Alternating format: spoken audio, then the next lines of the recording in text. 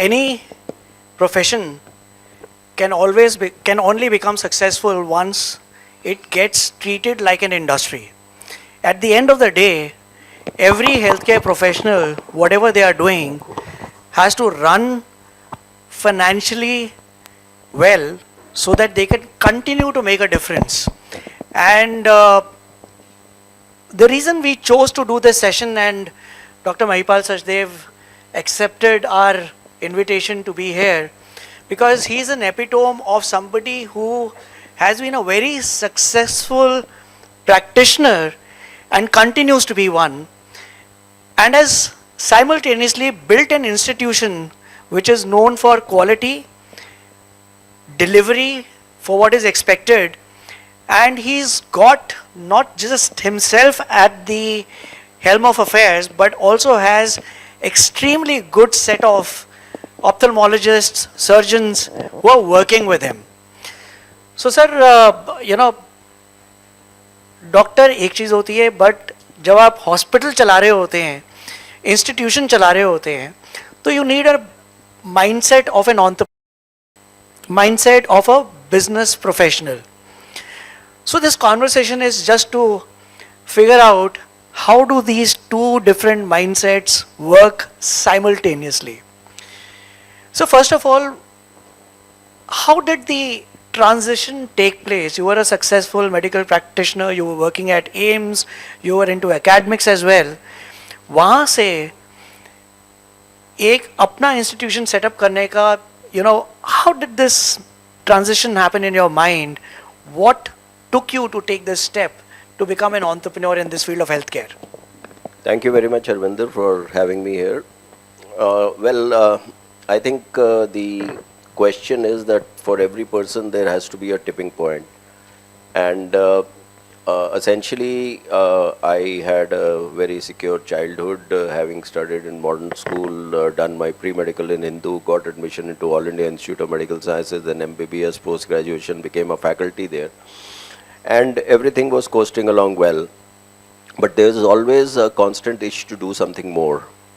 That was gnawing me, and when I went to US for my fellowship in 89-90, that opened a significant kind of thought process into me, and that was that people there are restless and they want to achieve and do more. And that is what set me thinking that, well, okay, fine, things have come along very well. Getting a government job and being possibly the youngest faculty in AIIMS, I would have maybe risen to become the chief of RP Center, maybe dean director of AIIMS. But I think that wasn't my calling. My calling was to create something, to create an institution, or to create something like people in the US aspire to be. They have the entrepreneurial kind of a situation. The person with whom I was working was actually aspiring for a Nobel Prize. So that wasn't basically an entrepreneurship, but that was high aspiration. So from that perspective, I thought, okay, well, just to give you a story, you might have heard of famous Dr. Daljit Singh from Amritsar. And he was also in Amritsar Medical College, and he left Amritsar Medical College and started his own, and he became the pioneer of intraocular lens surgery in India. And that is when he could establish. So he had come to my home, and I was just asking him when I had come back from US that whether I should continue in AIIMS and what I can achieve and all. So he told me this line which kind of sticks to you. He said, Mahipal, I have never regretted having left, and one day in my office chamber, I was sitting and I was just on the chair doing like this, and he said, Daljitya, tu kursi de chulde hi retire ho jayega. That's what he said. So basically that kind of stuck to me, that मैं भी झूलते झूलते AIIMS में associate professor थे, additional professor थे, professor थे, वो बन के, but that's not something that you have created. And so going to US, seeing people being aspirational, having heard couple of other people, that's what tilted the balance that, well, I need to establish something, an institution which was lacking in North India to do quality care, eye care, not just an individual practice, but to institutionalize the practice and to deliver quality care to the masses of India, cutting edge, I would say, at that particular time. So that's what actually tilted my balance, and that was the tipping point for me. I would say that I decided to get out, and it wasn't without thought. The thought was that what is it that I could do which could be different from others. And again, this is what I say, that for you to be successful, you need to have a USP. And the USP for me at that particular time was that I was among the early adapter to the new technique of phacoemulsification, which I had learned in US, which wasn't still there in India. And I think that's, and LASIK. So these were the two things which I adapted early. And these were the back of which I decided to kind of set up my own organization and slowly built it up. And that's where Center for Sight is today. So, you know, in 2008, Yeah. I was working in a very large global organization. And I said, ki, you know, I was the country head for content for Google in India. And I said, it's time to set up my own work. And when I began my journey as a first time entrepreneur, I realized अंदर बैठ के बहुत अलग सा दिखता है, लेकिन जब खुद करना पड़ता है तो it's a different ball game. I'm sure when you started it, there would have been some teething issues. Were there any challenges that you get reminded of when you look back in your journey? Something that you feel कि Harbinder ji, actually, the teething problem was that I underestimated myself. Okay. that's a good problem to have. That's a good problem to have. There's a problem of plenty in the sense, but the point is that when I was leaving AIIMS, I was talking to somebody that who can help me kind of co-found a particular thing and things like that. And what that guy told me was that, just give me one paragraph as to why you want to do this and what do you want to achieve out of that. So I did make a business plan, which doctors don't make a business plan. And what I had said was by the end of the third year, I would be doing 30 cataracts a month. The day I sat in practice, I got a cataract surgery, and within 1 month, I did 35 cataracts. Wow. So that was the kind of thing it is. But I think hard work, dedication, and constant focus on what you want to do, and redeploying all that I was earning into Center for Sight. Really, that went on. Challenges, I would say one of the challenges where we did have sleepless night was the ceiling situation that happened in Delhi, where all nursing homes were supposed to be closed because they were in residential areas, etc., etc. Rest are all minor things. You know, it's so difficult to do business in India, even though they claim that it's ease of doing business. But I think overall things have been good, and it's been challenging. There are other groups that are coming up which are kind of challenging you, and therefore you have to, what I feel is just to be even there, you have to be, its life is a treadmill, you have to keep running. So overall, I wouldn't say that there have been any significant challenges. Money is one of the challenges that people have, but my thought process was to get private equity early. And way back in 2010, I got my first round of private equity. So, Yeah. what happened when we get into business? Did you have a vision to build Center for Sight to the level that you are today, or you had not thought about it? And you know, you said you had a business plan in place. Did it envision to where it is today? No, I did not actually envision it to. Again, I'll give you an anecdote. Whenever you are there, we are not modeled it as a asset light model, etc. We thought that we'll buy a place, start our practice, even if it is small, this, that, and the other. And from my first place that I had in Green Park, I was to move to another place, and we were going, and my wife, who's been my backbone, I would say, to a large extent. We were just going down a road, and where I am at Safdarjung Enclave today, I just said, "Ke bhai, is sadak pe ek mil jaye to bahut acha." She said, "You've lost it." So, yes, I hadn't envisioned that, but the whole thing kept on moving. If you are focused, I think it is what I am today. Yes, now I can envision more because your thought process has improved, your outlook has improved. But yes, where you are, you always start small. And then you need to scale it up. That's one thing that I feel which is lacking still in healthcare. The ability to scale up fast, but retain the quality, and to reach and to think much, much bigger than what you think. So, is it because there's a lack of vision for a person to think that big, or is there because there are issues that need to be handled? No, I think the main situation is that healthcare, we are overburdened with work, and that is medical work, and you are actually only looking at delivering. Okay, so you are looking whether you want to be a surgeon or a doctor, or you want पहले मैंने pre medical दिया तो उसके बाद I want to get into, and now there is NEET, then there is post graduation NEET, फिर क्या करना है, फिर सीनियर रेजिडेंसी करनी है, फिर जॉब करनी है. So it's a basically a kind of a pyramid that you are. You don't have a single class of management. You do not have a single class of business development or anything that you have in healthcare, and that is why आपका वो खिड़कियाँ ही नहीं खुली होती हैं. That's what I will say. So the thoughts have not permeated you, and because there is so much of work within the field of medicine and surgery that you don't have things to. आप मतलब जैसे हो ना, you are a tadpole or you are in a pond only. So that is the main reason. It's not that I think the best brains get into medicine, the best brains get into engineering, etc. But it's a question of the environment or the milieu. ये जो आजकल terms हैं, unicorns and entrepreneurs and startups and all, when you go back 20 years ago or 30 years ago, they were not there.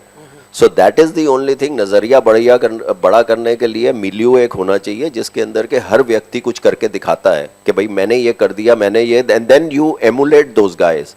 That well, if this guy can do something, why can't I do this thing?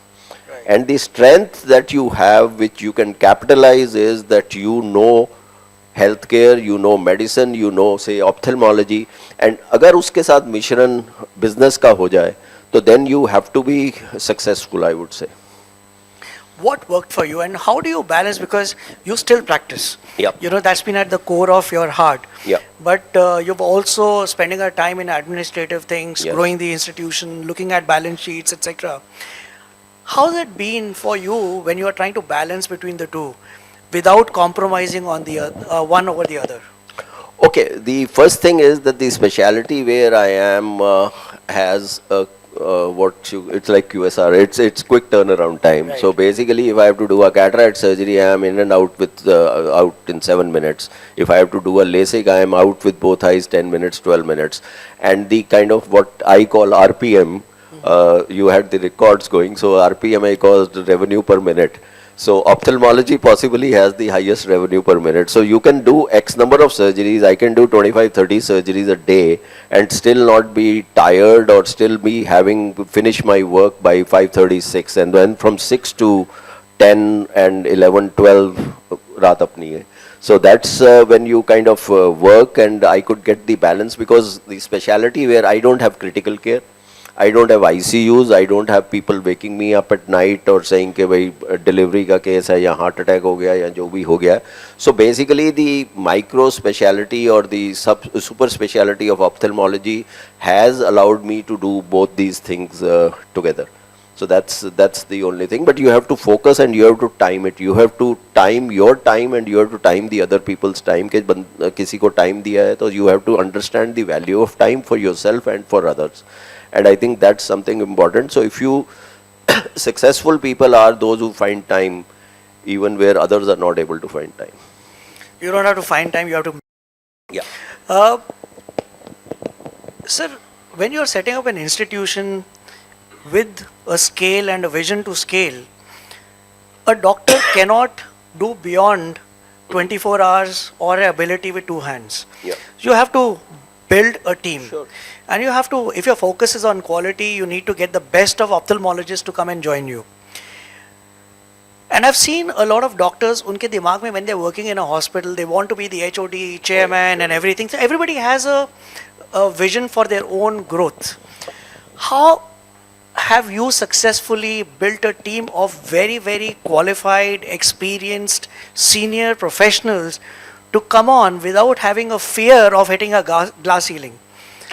So basically, what you have said is right. Doctors are within themselves the most egoistic, I would say, as people who कि भाई मैं मेरा सब कुछ whatever it is. So my emphasis right from the beginning was to create a team, and this team was essentially, again, we had the fortune of having super specializations within ophthalmology. So we focused on a particular thing. For example, I do cataract, refractive, and cornea. That's about it. There are other people who do, say, glaucoma, or other people who do retina, or somebody who does squint and things like that. And I had grown up with them from my MBBS days in AIMS. So they were MBBS, again, junior resident, senior resident, and faculty at AIMS. And I sold them the dream of Center for Sight. And I got them out. And there was no confusion. The point was that if a patient of retina came to me, I would tell the patient, I don't know even the spelling of retina. You please go and meet Dr. Lalit Verma or Dr. Dinesh Talwar. Glaucoma, you please go and meet Dr. Harsh Kumar or Pradeep Sharma today for squint. So basically, I gave them the platform, risk-free platform for them, and I sold the dream of Center for Sight, gave them ESOPs, and then worked around that. So talent hunting is the most important thing. Building a team is the most important thing, and that is that because in healthcare, bad publicity is very fast to catch up. Okay, so therefore you need to be very critical. You need to be very, very open to the fact that this guy is not good, so he would not fit in your system, or you have to see that this guy is the best. You do over bend backwards to get that guy in. So that is the situation or the milieu that I created. Academics, research, good clinical work. आपका patient लाना काम नहीं है, patient हम लाएंगे, आप अपने clinical काम के ऊपर काम रखिए, and you do it, and I will not interfere or step on your toes if there is a retina patient or if there is a glaucoma patient, and vice versa. So we were fortunate in that particular thing that we were not general specialist of ophthalmology, we were super specialist of ophthalmology. So I think that played a vital part. And yes, I knew them, they trusted me, and they stepped out of secure jobs of All India Institute of Medical Sciences, and we created an environment for them, and that's how it was. और कारवां फिर चलता गया. So basically, you took the route of creating partners with Yes, you yes. in the organization so that they saw their personal vision aligned with the vision of the institution. सबके लिए कुछ होना चाहिए. सबके लिए कुछ होना चाहिए.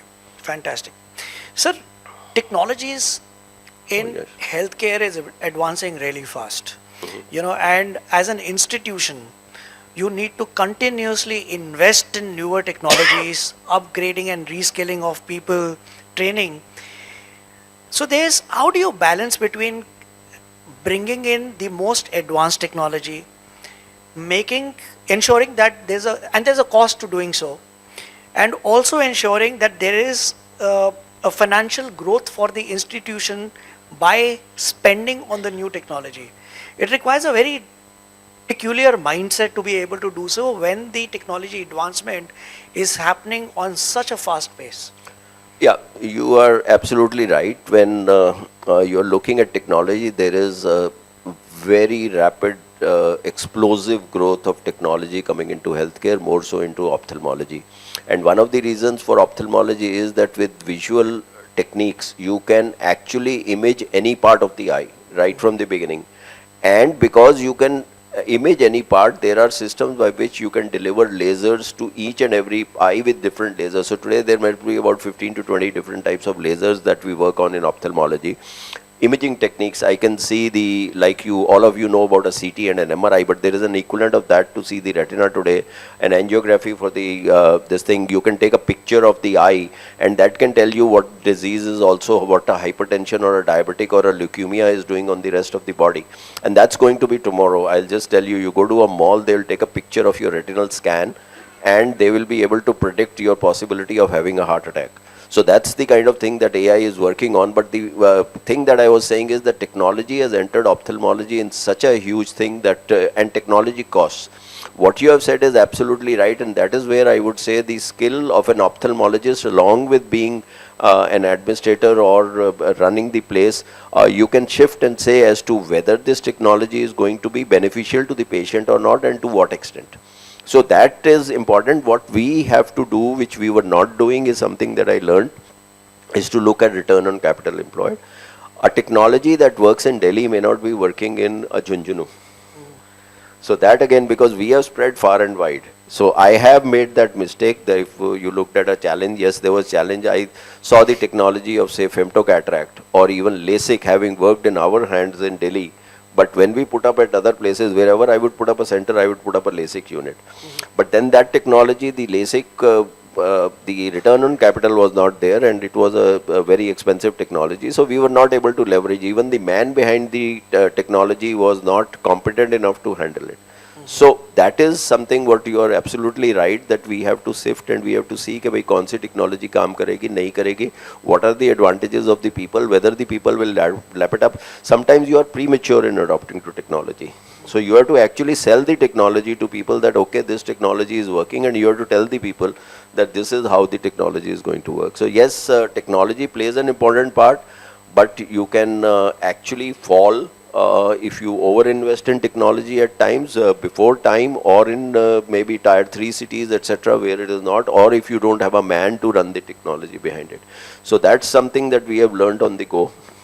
To see कि भाई ये technology काम करेगी कि नहीं करेगी, because everybody comes to you with a new technology and says कि ये कर लो, but then you have to really decide कि there has to be a compelling need to be. I think we pride ourselves to be leaders in technology. Like Harsh was here, he has all the very best equipment. So we also pride ourselves to having all the very best equipment, but a lot of thought goes behind buying a technology. You know, that's a very important message for any doctor who's getting into their own practice or getting into building an institution. Because one is that don't go by your own whims and fancies of what could work or what should work.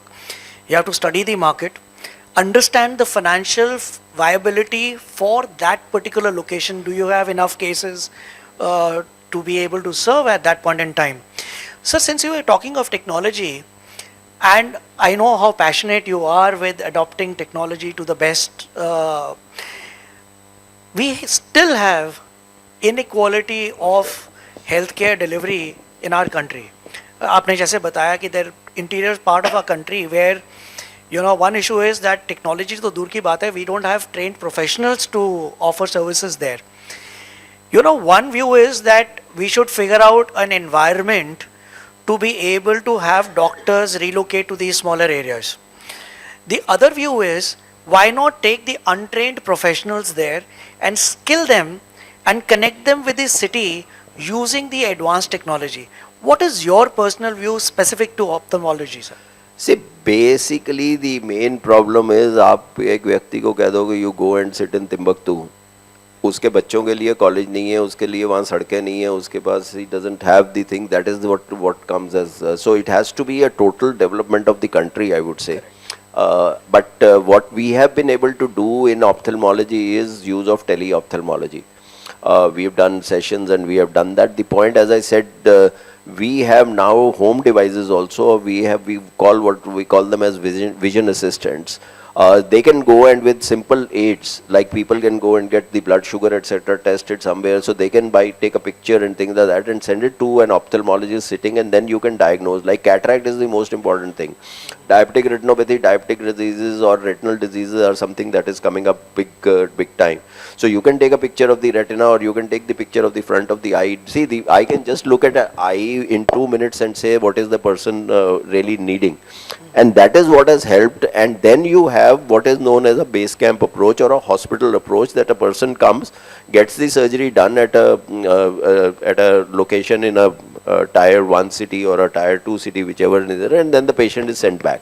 So that has worked wonderfully. You will be amazed to know that India does about 75 to 80 lakh cataracts a year, which is the sum total of China, US and Europe put together. So our ophthalmologists are doing fantastic work. We do about 10 times more surgery than a common surgeon does in Europe. So that is something that one needs to, and that is where tele-ophthalmology has played a very key role, where the diagnosis is made even on diagnostic tools which are available, sent on to a person sitting, and if a person needs surgery, that person would be brought over and then done the surgery and sent back. Sir, when we are talking of setting up a business of healthcare, yes, when a person becomes a practitioner to an entrepreneur, there's a very important role of a family. Yes. How is it played in your success today? Because they can either give you the confidence or be the naysayers, even though with the right intent.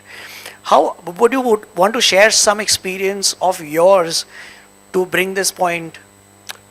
Well, you need somebody. There is a lot of talk, and there is a lot of people who come forward and say that there have been three instances in the very recent past of work-life balance. The first was Mr. Murthy. I think he talked about 70 hours a week or something like that, and then you had the L&T guy saying 90 hours, and now you have Elon Musk 120 hours. So basically, sir एक minute sir अगर आपको please थोड़ा सा इज्जत हमें भी दे दीजिए, thank you. So if you have a work-life balance, if that is going to be something, then under those circumstances you may not be that successful, because there is nothing that succeeds except hard work, and family plays an important role. And I would say that my wife brought up the kids. She was a doctor. She didn't go into post-graduation, but she went into CGHS, where the working hours was 7:30 to 1:30 or 1:30 to 7:30. My bhabhi was also there. We were in a joint family, blessed to be in a joint family. My children grew up well. Both of them are ophthalmologists. So you need somebody to say कि जा तू कर ले, जैसे वो picture में कहते हैं ना, उड़ ले जा जी ले अपनी जिंदगी, that kind of a thing. So that's what happened, I think.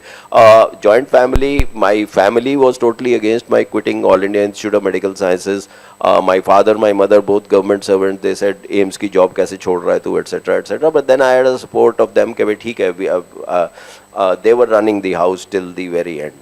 So children were looked after. We had my brother and we, joint family, 4 kids, bhabhi, everybody was there. So I think that's something very important, that you need to have a solid backing and a united family to give you the support, the backing that you need to have to be able to live your dream and to grow the organization or the institution. And I do not personally believe in a work-life balance kind of a situation. If you have to make something successful, you have to go for it and you have to work and work.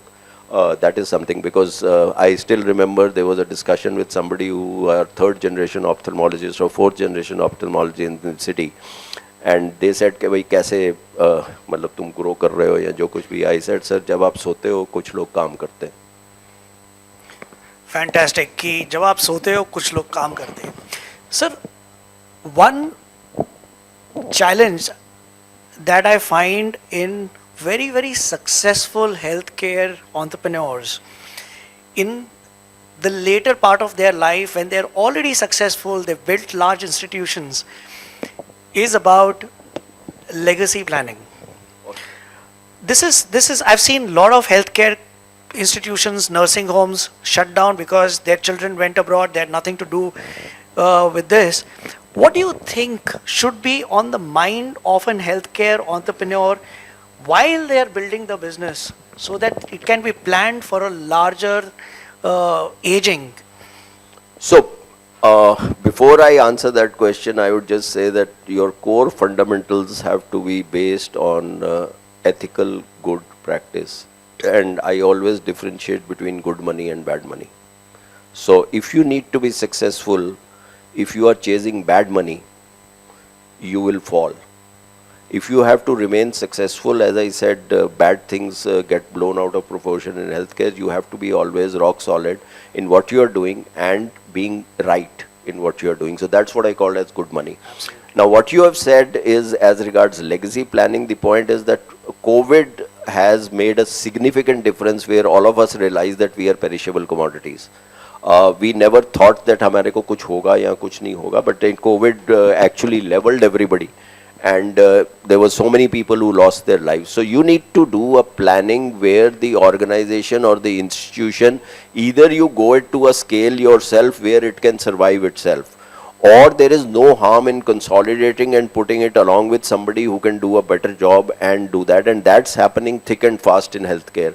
I am seeing Bombay people are always ahead of us, of Delhi people. So I am seeing X number of practices in ophthalmology being sold every other day, where there is no succession planning. So they are understanding that they need to be part of a corporate chain or they need to be part of an organization where this will survive.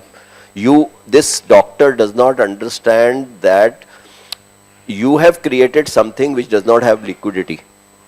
Until, of course, you have the organization continuing, you will not get liquidity.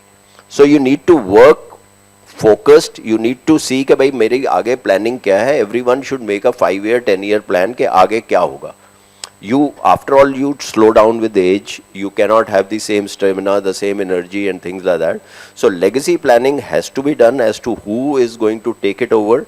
If you have somebody from the family, that's fine, but we have to breed in other doctors or other people who have to be CEOs and things like that of the organization, and that is what is going to sustain your business even after you are not there or you are not working. So, the message there is think beyond yourself. Sure. You have to think beyond yourself. You have to look at the larger interest of the institution and the impact that it could continue to make. Sure. So, my last question to you, because it's bearing time's up.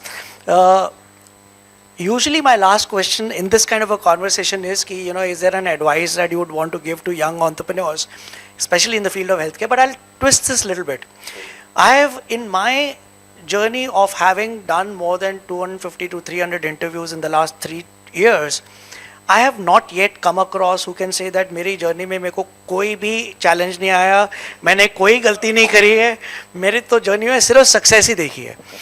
I'm sure आपको भी कुछ ना कुछ, when you reflect back on your journey, कुछ गलती करी होगी which you feel कि यार ये मेरे को नहीं करता या मेरे को ये नहीं करना चाहिए था.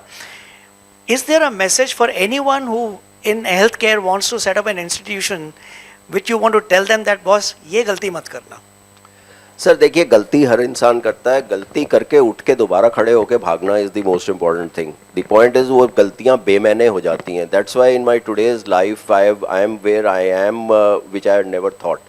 तो whatever are the mistakes that I did, like I told you, bought 10 excimer lasers or bought femto cataracts and things like that, those kind of thing. Yes, those are actually बेमतलब कि भाई ये practice मेरे को ले लेनी चाहिए थी, somebody else took it, I would have done it. So they are small little blips, I would say. The only thing that I did, I would say, was anti-fragility, that maybe I can say at the time of COVID, I held the money back to my chest. कि भाई नहीं, we don't know what's going to happen. I think that was the time to go out and kill. That's the time then we could have expanded more and we could have gone more. If you can, at the recent past, that's the time. So you should be anti-fragile. So that is what I can say. But apart from that, the only advice is that when nothing works, hard work works. And focus, passion, when what you are doing, if you love it, be there. If you don't love it, get out of it. That's what I believe. मजबूरी में मत करो आप जो कर रहे हो, दिल से करो, पैशन से करो, और उसको करके मतलब you have to make it a success like there is no tomorrow. That's a very, very strong message out there. Especially when you were talking about the quotes of Narayan Murthy ji and Elon Musk. If you actually turn and do what you really enjoy doing, it would never be a hard work for you. You will enjoy doing it. And दो सरदार बैठे हैं, तो one of the three words that come into my mind is that I can relate with whatever I've heard in the last 30 minutes is nirbhav, nirvair, and karam. If you do things fearlessly, without having enmity or bothering about the competition, there is enough market for everyone. And continue to do your karma, continue to do your hard work, and you will see the results. Thank you so much, Dr. Sachdev, for sparing your time and sharing your journey with us, which could be an inspiration for many of us here. Thank you. Thank you, Arvind.